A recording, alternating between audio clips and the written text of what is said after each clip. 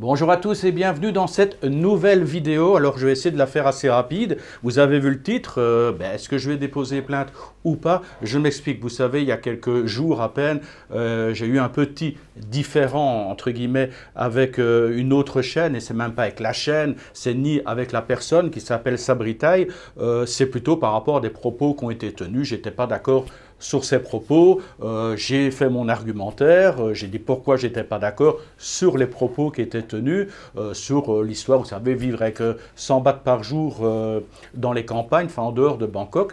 Et puis après, bon, c'est vrai que j'ai dit, moi j'ai fait une vidéo en argumentant, en disant non, je ne suis pas d'accord, en expliquant le pourquoi. Une fois de plus, je m'attaquais aux propos et non pas à la personne. Et là-dessus, je pense que Sabri l'a assez mal pris, et que sous le couvert d'une foire aux questions, il a voulu remettre un petit peu les pendules à l'heure, enfin à sa façon, en m'attaquant, en me traitant un peu d'aigri, de haters, de jaloux. Enfin, j'ai eu droit à la totale, comme c'est plus taille que les tailles, enfin le truc habituel qu'on sort. Bon, là-dessus, à la rigueur, j'en tiens pas rigueur, ça me passe au-dessus, mais allègrement. Là, ce qui m'a posé problème ensuite, c'est les commentaires qui sont venus par la suite. Des commentaires auxquels je suis habitué aussi, où le vieux, le Gargamel, le Shrek, où on s'attaque à mon physique, à ma façon de parler, à ma façon de filmer. Donc il n'y a pas tellement d'argumentaires sur les propos que j'ai tenus. Mais bon, et ça aussi à la rigueur, pardon, je m'en fous. Là, il y a quand même un message qui m'a posé un gros problème. Je vous le lis, et c'est par rapport à ce message où je n'ai pas encore décidé si je vais en parler avec mon épouse tout à l'heure, est-ce que je vais déposer plainte ou pas. Et bon, je fais une vidéo. Rassurez-vous, cette vidéo va rester sur YouTube. Je ne vais même pas en parler, je ne vais même pas la partager sur Facebook. Mais bon, je me tâte, et c'est quand même intéressant parce que si je vous en parle, c'est quand même quelques informations à tirer de ça. Alors, il y a un gars qui s'appelle Fred, que je ne connais pas, et qui à peu près, il y a 16, 17, 18 heures de ça, il a mis un message. Alors, je vous le lis. Salut Sabri, tout va bien, point d'interrogation. Jusque-là, tout va bien, oui, effectivement. Je sais maintenant exactement où vit ce type, c'est-à-dire moi. Bon, il sait où je vis, bon, c'est pas le premier qui dit ça. Mais la phrase en dessous, on peut faire certaines choses si tu le désires. Tu sais où je vis, donc j'espère que tu préviendras quand tu reviendras par là. Alors, c'est quand même une phrase qui est un commentaire qui est lourd de sens et qui me met...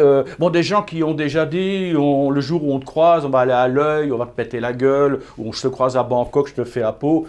Bon, ça fait 10 ans qu'on me rabâche les oreilles avec ça. Mais des commentaires comme ça, là, ça me pose un gros problème. Parce que c'est quand même pas anodin. Premièrement, il y a des menaces qui sont claires. Est-ce que le gars, il bluffe? Il dit « je sais où il vit », bon peut-être qu'il raconte des bobards, mais je dois quand même prendre les choses au sérieux. Pourquoi? Parce que, vous savez qu'en Thaïlande, si on a besoin, ça arrive fréquemment, on voit ça dans les faits divers, vous payez quelqu'un 5 000, 10 000, 15 000, 20 000 bahts, 50 000 bahts, et il va faire la peau à votre partenaire. C'est souvent pour des problèmes de couples extra-conjugaux, on veut éliminer le mari, la maîtresse veut gagner sa liberté, ou la femme, enfin bref, ou des histoires de terrain. Donc on peut trouver facilement des gens qui ont besoin d'argent, surtout en période de pandémie, pour aller régler son compte. Ça peut être d'un passage en tabac en règle, mais généralement ça va plutôt sur, vous savez, l'accident de moto, vous roulez en moto, et puis il y a un pick-up qui va vous rentrer dedans, qui va vous écraser tout simplement, même vous repassez dessus une deuxième fois pour être sûr que le boulot est bien fait, et puis au final, on vous aura fait la peau pour 20 000 ou 30 000 bahts. Alors, je ne roule pas en moto, ça ne me pose pas trop de problème, je roule en voiture, et c'est là où se pose le gros problème, c'est qu'en voiture, je transporte régulièrement mes enfants et mon épouse.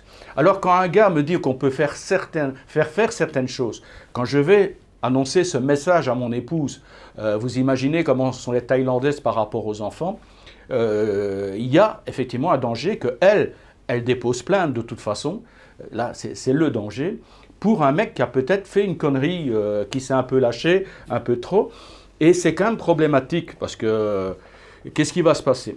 Si vous lisez bien la phrase « Salut Sabri, tout va bien, ok, je sais maintenant exactement où habite ce type, c'est-à-dire moi », alors là, la phrase, c'est « Bon, tu veux faire certaines choses ». On laisse planer un doute, on ne sait pas quoi exactement, mais le concept de faire, Hein, c'est pas je vais faire, c'est je vais faire faire. Le principe de payer quelqu'un pour le faire, ce qui rentre tout à fait dans la logique de ce qui peut se passer en Thaïlande, surtout en pleine période de pandémie où il y a des gens qui recherchent du pognon, qui sont à sec et qui seraient prêts à n'importe quoi pour avoir du pognon. Alors là où le problème risque de s'amplifier, et là ça va s'amplifier peut-être pour Sabri, c'est tu sais où je vis. Donc il s'adresse à Sabri, il dit à Sabri, tu sais où je vis, et j'espère que tu préviendras quand tu reviendras. Ça veut dire qu'il est déjà venu une fois, donc ils se connaissent.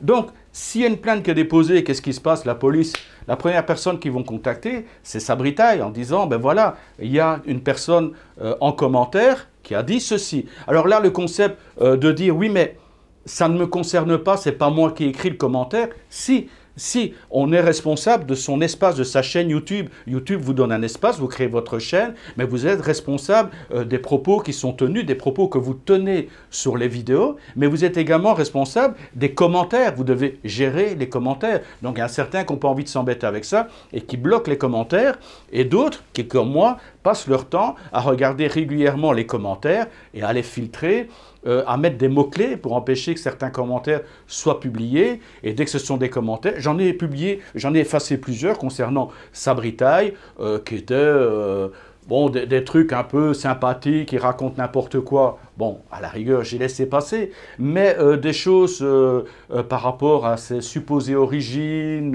ou à son physique ou des trucs pareils, j'ai systématiquement, ou des extrapolations qui n'ont vraiment rien à voir et qui n'attaquent pas les propos, mais qui attaquent plutôt la personne, mais ça, j'efface systématiquement.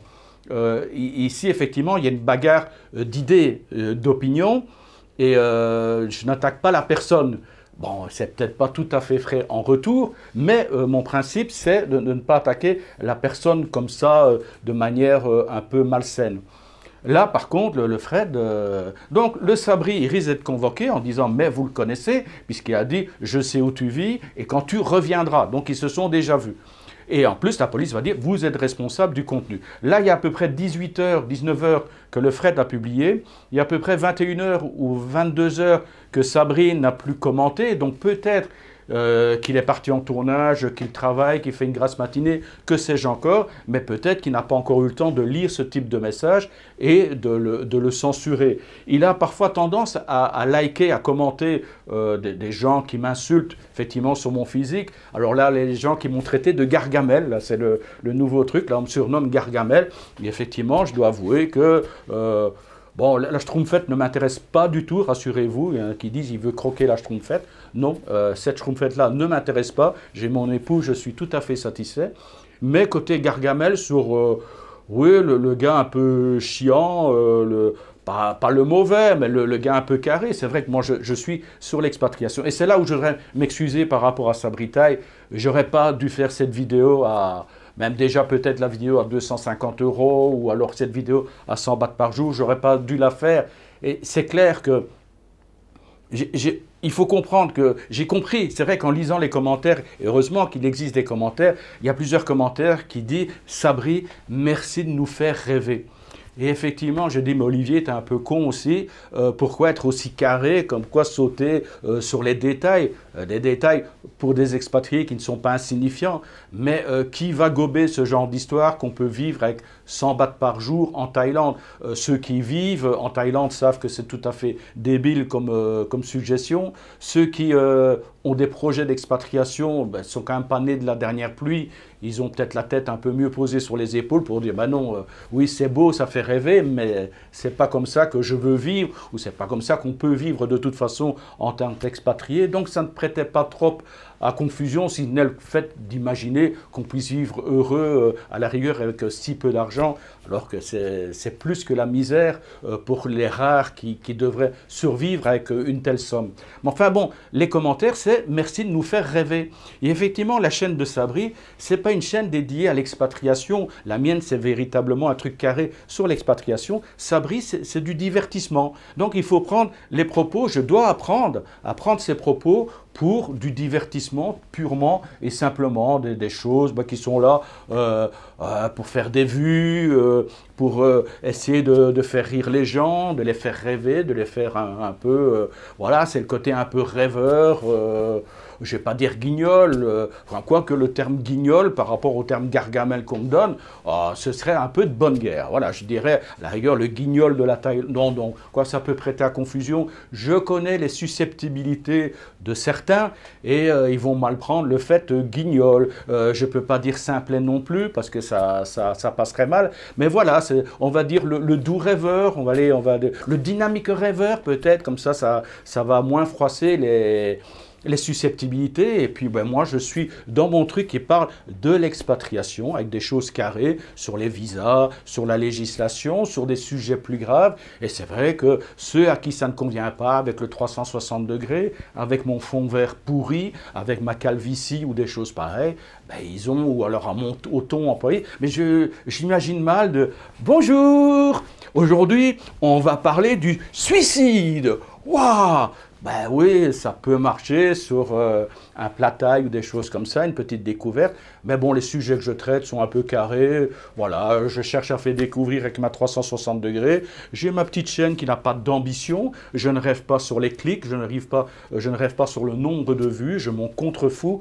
Je partage les informations que j'ai. J'aborde des sujets qui ne sont pas vendeurs, mais qui m'intéressent et qui peuvent surtout intéresser. C'est ça, c'est d'aborder des sujets qui peuvent intéresser les gens qui sont candidats à l'expatriation. C'est ça le thème de ma chaîne. Je ne suis pas une chaîne de divertissement, je suis une chaîne d'information. Sur ce, je vous dis à très bientôt. Je vous tiendrai au courant sur les suites. Je vais voir un petit peu comment Sabri va ou aura réagi par rapport à ce commentaire, par rapport à la vidéo que je fais maintenant. Est-ce que ça va faire réagir par rapport aux propos de Fred? Est-ce que le Fred va aussi peut-être aller sur son message et le modifier?